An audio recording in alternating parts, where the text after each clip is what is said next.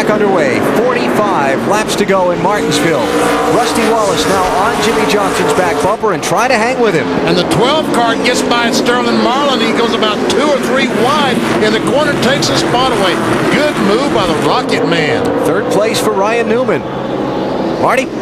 And he made the move on the outside around Brian Vickers as well. They talked to him under the caution. Matt Moreland said, "You are by far the quickest car on that last run, those last few laps.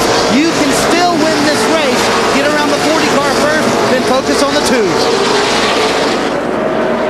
Okay. Ryan Newman, who won 8 races a season ago, has had 12 finishes in the 20s or 30s this year and still made the championship chase. Because he has been fast, he's led laps. And right now, Rusty Wallace has not been able to gain too much on that 48 car. Not been able to put that pressure on that he wants to. 48 car getting off the corner, a little bit better than Rusty Wallace. Rusty gets in pretty good. He slides through the center, and it looks like he can't get on the gas as early as Jimmy Johnson. Jimmy makes that late entry in the corner and slows down a little bit in the middle, but boy, does he get off that corner like a rocket. He's doing a great job. Shuffling going on back in line for position as Matt Kenseth tries to move up. Here come some of the guys who stopped and took tires under this caution. Tony Stewart, body to body. They stopped and got tires under this last yellow flag, and they're trying to charge up through the field from about 16th restarting spot.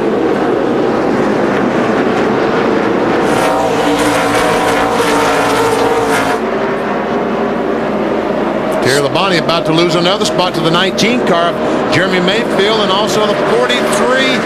Jeff Green almost had position. Now he does. At 7th place for Mayfield. 8th for Jeff. Terry Labonte goes back to 9th. Oh, and behind them, Harvick finally gets by Jeff Gordon. Those guys have been beating on each other for the last couple laps. That was for 10th place, Wally.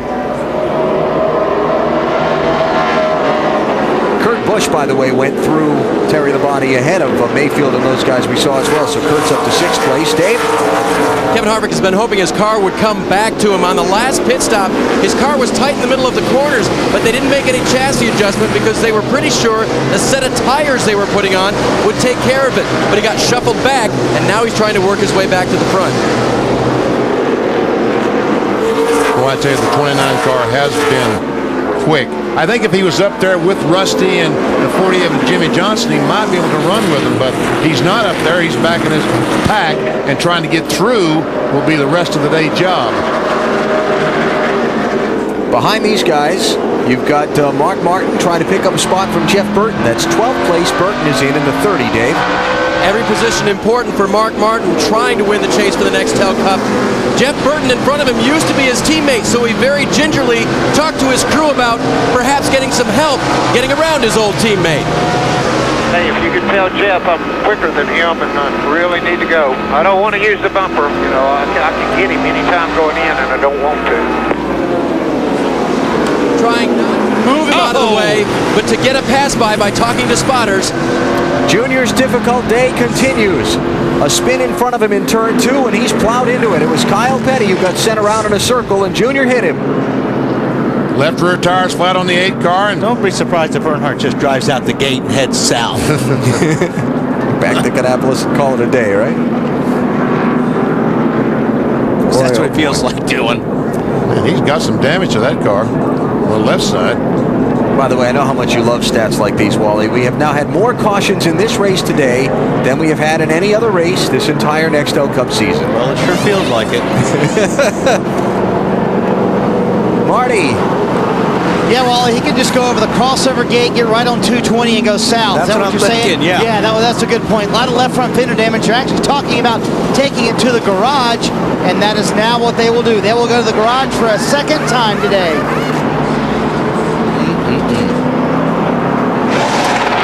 Well, if Junior doesn't win the championship, this is going to be a day he'll remember as having a lot to do with it. 45 spins and just backs right up into the door of Dale Earnhardt Jr. Watch from on board Dale Earnhardt Jr. And Kyle gets spun. Yeah, gets Oh. Yeah, the 22 car of Scott Wimmer got in the back of 45 and spun him around. Pit road, So 32 laps to go. Not seeing any of the leaders pit. Robbie Gordon's the only one on the pit lane, besides Kyle Petty and Junior getting their damage evaluated. And in fact, Junior's gone to the truck in the garage. Yeah, You almost have to start laughing when you get to this point. I mean, yeah. you know, it's like, gee, what else can you do? And he might as well stay there because he can't gain another position, I don't think. He can't gain any, and he can't lose any either. So I think he just might as well, like you said, go across the gate and go down 220 south.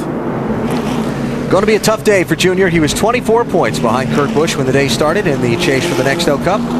There's his mulligan for the final 10. Yeah. There's only one problem with that. If Kurt Busch doesn't use one. Well, that's right. If he doesn't use one, all these guys could be in trouble, but so far they've all had a mulligan.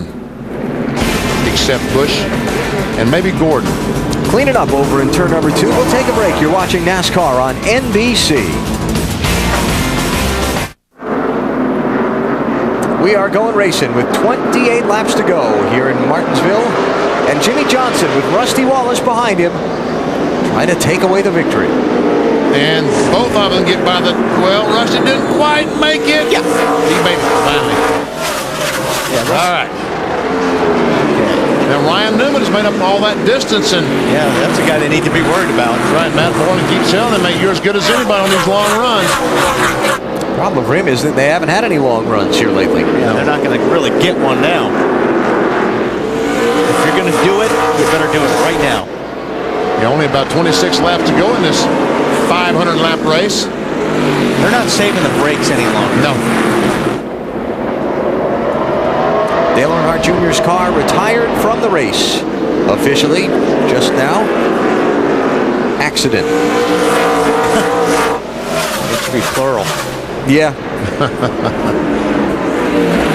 Oh, Rusty drove that car in hard into turn 3, didn't he? Not saving brakes anymore. What you have, you need to use up.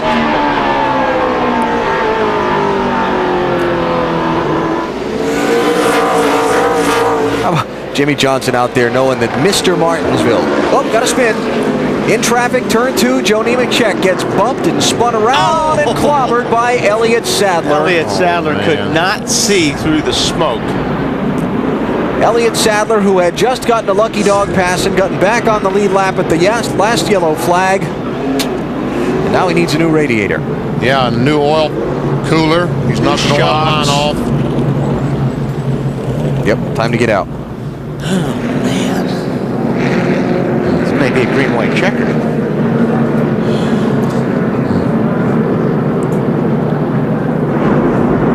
Saw that little flash of fire. Probably felt that little flash of fire when he started to drive away. I wouldn't doubt it a bit. Plus the spotter was probably Brett Griffin's probably saying, get out of the thing, Elliott. Nemechek is done also, obviously. Just a guess on my part, but from judging by the look on his face, Elliott's not real happy. One of those days. Boy. So the 4th place driver in the chase for the Nextel Cup has troubles here in Martinsville today.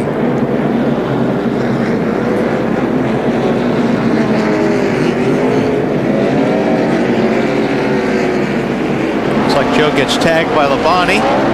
And then Sadler's up high. He cannot see.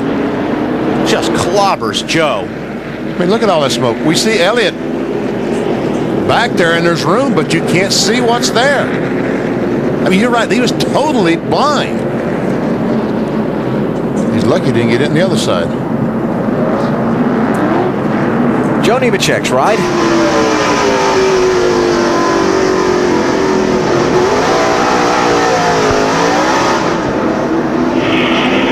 Left. Hey. He said, well, I've dodged this one. That's worse than the gear sound.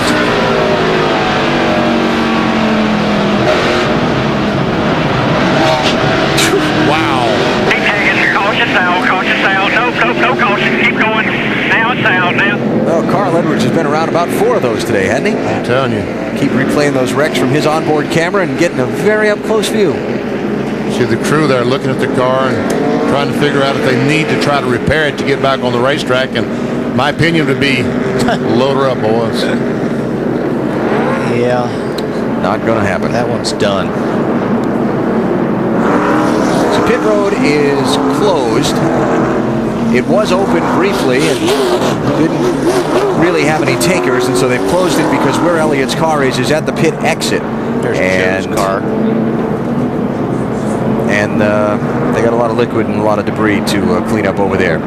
Next Saturday, the Breeders' Cup World Thoroughbred Championships coming to NBC. Remember Funny Side? I remember him. Got everybody's hearts all up trying to win the Visa Triple Crown a couple of years ago, 2003. Well, he's back on track for racing's richest day against defending Breeders' Cup Classic champion Pleasantly Perfect. Next Saturday, 1 Eastern, 10 Pacific, the Breeders' Cup World Thoroughbred Championships on NBC. I wonder if Smarty Jones can race against those. He's not old enough, maybe, huh? He's a 3-year-old. Smarty Jones retired. Oh, he did, Right. didn't he? That's right. Had the leg That's right. leg condition. He's sitting on the beach, BP. I can kind of relate to that leg Drinking condition thing right cocktails. now. Well, what about Rusty Wallace? Can he do anything with Jimmy Johnson? What's his team think, Matt? Well, Larry Carter, Rusty says the car has gone to the tight side, but is it too tight to make that move on the 48?